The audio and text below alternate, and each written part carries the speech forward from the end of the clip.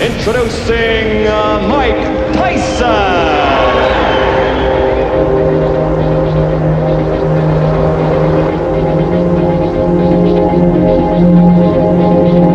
I want a good, clean, hard fight. Mike Tyson turned pro in March 1985 and followed a frantic schedule that molded a teenage boy into the most exciting heavyweight the world had seen for a long time. 18 months later, he'd fought 24 times and won them all. All but 2 fights he had won by knockout, and 13 opponents were floored in the first round. Tyson's talent for first-round knockouts left a path of destruction, captivated the boxing world, and left crowds hungry for more. Before he'd even fought for the heavyweight title, he was compared to boxing greats such as Ali and Frazier. The eagerly anticipated 25th fight was a huge test for Tyson. His star opponent was Joe Frazier's son Marvis, whose boxing record proved that he had the potential to follow in his father's footsteps. Marvis was considered the best American amateur heavyweight, having achieved 56 victories and only 2 losses. His professional record included wins over high-ranking boxers Joe Bugner and James Tillis, and out of 16 fights, he'd lost just once to former heavyweight champion Larry Holmes. Jim Lampley live in Glens Falls, New York. Marvis Frazier, despite his 1983 one-round knockout loss to then-champion Larry Holmes, remains a marketable name in the heavyweight division. But here, the spotlight falls most directly on 20-year-old Mike Tyson, whose public appeal grows every time he fights. Here now is a quick update on what has happened with Tyson since his string of 19 straight knockouts ended with a 10-round decision over James Tillis on Wide World of Sports. Since last we saw Mike Tyson here on ABC Sports in May, he's added 4 more wins to his record. In his first fight after the Tillis decision, Mitch Green again took Mike the distance, but Tyson dominated throughout. And in his next fight against Reggie Gross in June, Mike showed the ability to take a punch, absorbing this uppercut before coming back seconds later to end the fight with a left hook. His knockout streak began anew and continued with a 1-round dismantling of William Hosea, a 2-minute, 3-second fight. And in his last fight, Mike brought his win streak to 24 with a knockout of Lorenzo Boyd. A stiff uppercut ended matters in the second round. On his present schedule, Tyson fights more often than any other current boxer with status and marketability. Is it better to learn in the gym or in the ring? Boxing figures are divided. I don't think he sufficiently has time to really get into the gym and learn. You can say, look, I can put him in with a stiff at each fight. And in the gym, I can bring in and pay good sparring partners with different styles, a runner, a slugger, a grabber, a holder, stuff like that, understand? But where has he really got the time for that there if you're fighting him every 2 weeks? People today don't understand that the way human beings are structured, whether you fight or a brain surgeon or play the piano or throw rocks at a telephone pole, no matter what you're good at, if you do it once every 4 months, you're not going to be as good as if you do it once a week. It's the way human beings are structured. The fighters Jacobs refers to include great featherweight champion Willie Pep, who fought 32 times in his first 16 months as a pro. Homicide Henry Armstrong, who once defended his welterweight title 5 times in 1 month. And Joe Louis, who defended his heavyweight crown more than any other fighter in the division's history. Tyson believes the schedule the late Customato wanted for him is the one which will work best as he seeks the goal of winning the heavyweight crown. It keeps my mind occupied on my business, and I'm not off my job much. I'm not out in the street. I'm not running around, not hanging out with the guys as much and the girls. So my mind is preoccupied on my work, and it keeps me as sharp as possible. As many times as I fight, I become more immune to walking and being announced in front of a great deal of audience and everything. And as of now, it's becoming, like I say, an easy job. It's like every day I'm used to coming in front of 10,000 people, 20,000 people, and like, hi, they're all my friends. The late and legendary trainer Customato was the only real father figure Mike Tyson ever knew. Marvis Frazier's father, ever present in his life, is one of the most famous names in heavyweight boxing. Joe's long since retired and now trains fighters here in his own gym in Philadelphia. One of those, his own son Marvis, who works alongside other members of the Frazier clan. Marvis has developed into a solid 210-pound professional fighter, adding 20 pounds onto the body which first came to public attention in 1979 when he became the junior world amateur heavyweight champion by stopping an Austrian fighter named Olaf Meyer. After only 10 pro fights, many felt Marvis was rushed into a shot at Larry Holmes. They were correct. Holmes stopped Marvis in the first round. But since that 1983 disaster, Marvis Frazier has rebounded with 6 straight victories, including decision wins over able opponents James Tillis, Jose Ribalta, and in his last fight in February over James Bone Crusher Smith. Though dropped in the middle of the fight, Marvis battled back against the larger Smith to capture the late rounds and a unanimous decision. Marvis is not the first famous heavyweight son to take the ring. There have been others with names like Fitzsimmons, Walcott, and Bear, all failures. But Marvis feels this union has proved beneficial in his case. When you have a father training you, there's that tense emotion that you're always trying to do the best for your father. But then on the other hand, you know, you always have that encouragement to keep you going when times seem kind of hard for you. Joe keeps a watchful eye on his son, as his father did for him back in Beaufort, South Carolina. It's a special responsibility. That's a broad word, man. What you said, father. It's like, you know, there's a lot of daddies in the world today, but there's very few fathers. I think fathers should take control of families because that's one part of you. I mean, it was that lady and you brought this kid in this world. So how you not going to be a father? How you not going to be a good leader? I don't understand. I didn't come from that school. It's a brutal business, but Marvis Frazier believes that working in it has kept this father and son close. My father's my father. I can't change that. You know, I love him, he loves me. So that just makes it even better, you know. You have somebody that you really love and that you really care for in your corner. And there is a live look at Marvis Frazier, who has just entered the ring here in the Glens Falls Civic Center. The record 16-1 with 7 knockouts. There are the vital statistics on the young man who is attempting to continue his father's legacy in the sport. Now entering the ring, the local favorite, trains and lives in Catskill, New York, has fought so many of his bouts here in the Albany, Troy, New York area. Mike Tyson entering as the warrior, the characteristic no socks, no robe look.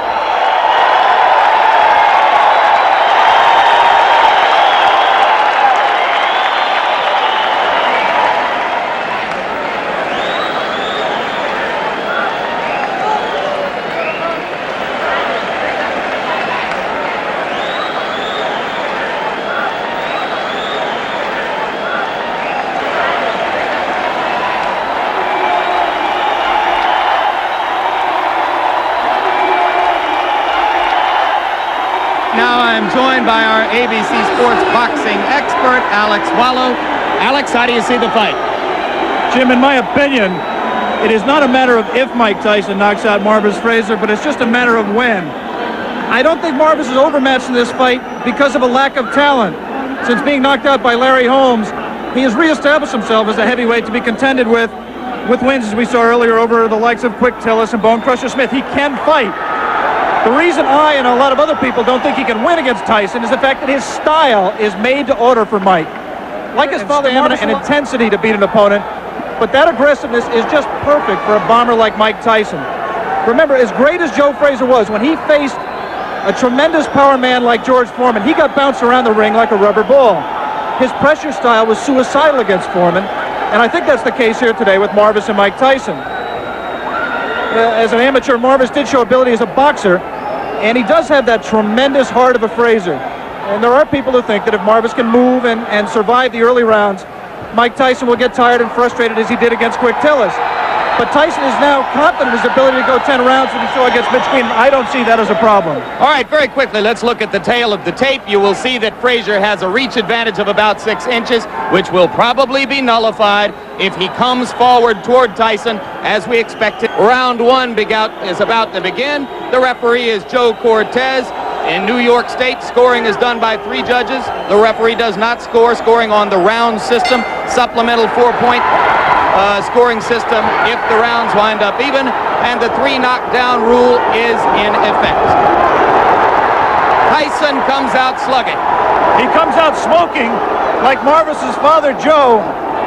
Marvis must move or we're going to be out of here very, very quickly.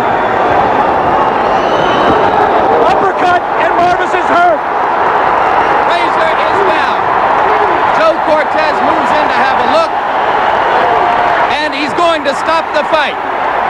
It did not last 20 seconds. Tyson goes over to take a look at Marvis Frazier, obviously concerned. A terrific uppercut. The same punch with which Tyson knocked out Jesse Ferguson the first time you saw him here on ABC Sports. Watch the uppercut, the right uppercut. We're going to show it to you in just a moment. Right now, there is Jim Jacobs, yes. Co-manager of Mike Tyson talking to him. 30-second knockout sensation. Watch the right hand of Mike Tyson.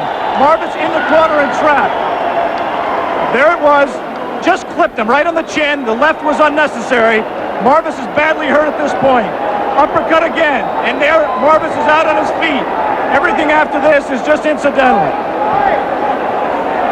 The Frazier camp had expressed confidence before the bout. You wonder if they truly believed that Marvis could handle this kind of an attack.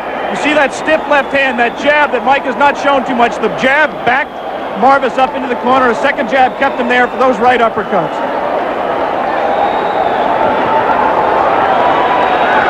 There will continue to be skepticism in some quarters regarding Tyson's stamina, his ability to take a punch, his technique in the ring. But with each succeeding bout, any skepticism about his punching power has to evaporate.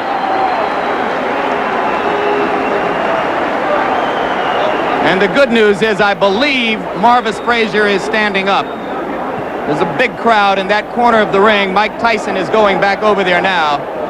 We'll take another look live at what is happening in the ring after you finish seeing this third replay of the very quick knockout.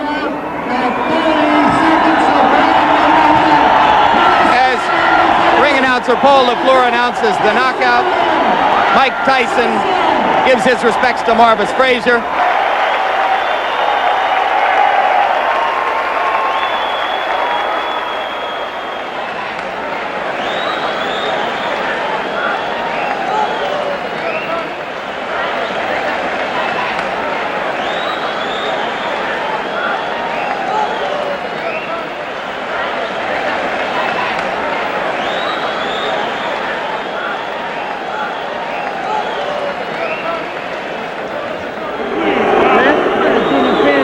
Michael, give me first your reaction to the fight. The fight, I was confident. I trained real hard with my trainer, Kevin Rooney, who I owe a great deal to. And I came out and I was confident. I knew the fight. I felt it deep in my heart. I was going to stop him in the first round. Did you know from watching tapes of him that you could hit him with the uppercut? No, that's my favorite punch. And I watched the time, and I knew from my trainer telling me, as he throws his punches, he bends down. And I knew that would be perfect for my uppercut. I planned on working the body more, but I saw the opportunity, and it looked too good to go away.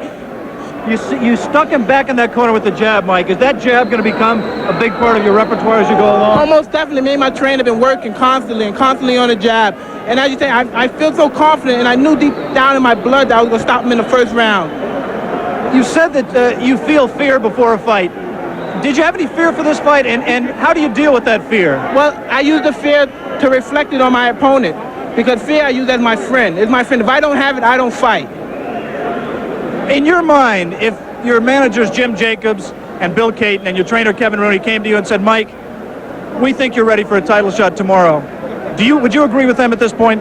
Most definitely. Anytime if my manager and my trainer feel that I'm confident and they're willing to put me in a title and they're sure I could beat the champion, I'm sure I could beat them also. Of the three champions, who would you like to fight and why? I'd fight anybody my trainer put me in with, because I'm confident I could beat any fighter in the world. What do you think of the three champions? They're all good fighters, because you have to be a good fighter. You can't take nothing away from them to become the champion. But I'm confident, I'm ready, and I'm ready when my trainer tells me. Good, Michael. Let's take a look at the replay of the knockout. We can almost play the entire fight in slow-mo. Here you're putting it back in the corner. There's the jab flicking out. Again the jab. And here comes the uppercut. Watch, look, everything's precise. I watch his hand come up. Watch him come down. As soon as he come down, boom! Look at that. Watch him come down. I knew he would come down. Get ready to say boom again, Michael. Right, boom. Look, and now look. Boom, come on. Boom, again. I'm going to hit him one more time. I like to hit him. This is that one I would have killed. What can I say? What can I say? That's all she wrote. This is that one. Kevin Rooney, Mike Tyson's trainer. What do you go back in the gym when he gives such a perfect performance? How can you tell him he's got to improve? Well, I'm going to tell him that he could have went to the body a little bit more. You know, at 30 seconds, it's hard to get any criticism, but he could have worked the body a little bit more. Tremendous uppercut. He looked sensational, Kevin. Congratulations to you. Thank you very much. He's ready. He's ready to fight anybody in the world. Let me talk to Jim Jacobs, the co-manager of Mike Tyson. Jim, first of all, quickly, is a Larry Holmes fight in the works as Mike's fight later this year? Oh, most definitely. It's a fight that when we meet with Larry and his people, we're going to work out the terms and conditions. That will be Tuesday of this week? Well, in the middle of the week, we're going to meet with them, yes, and it's something that we will work out for the future. Absolutely. Congratulations on a sensational showing by your fighter. Well, thanks, Jim. very much. Now let's go back down to Jim Lampley at ringside. Alex, the second defeat of Marvis Frazier's career, both of them one-round knockouts, one at the hands of a man who was heavyweight champion at that time. Now this one at the hands of a man who many believe will soon be a heavyweight champion.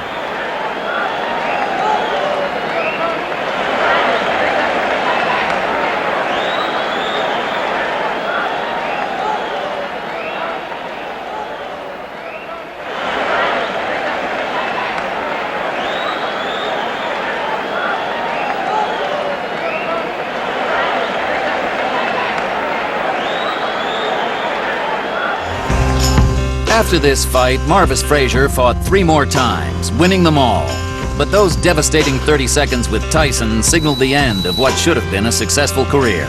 He retired with a record of 19 wins and 2 losses to Larry Holmes and Mike Tyson, 2 of boxing's greatest. Marvis became an ordained minister and an active participant in prison fellowship. Mike Tyson was exceptional, wasn't he? He's one of those who come along, he was brilliantly trained and managed.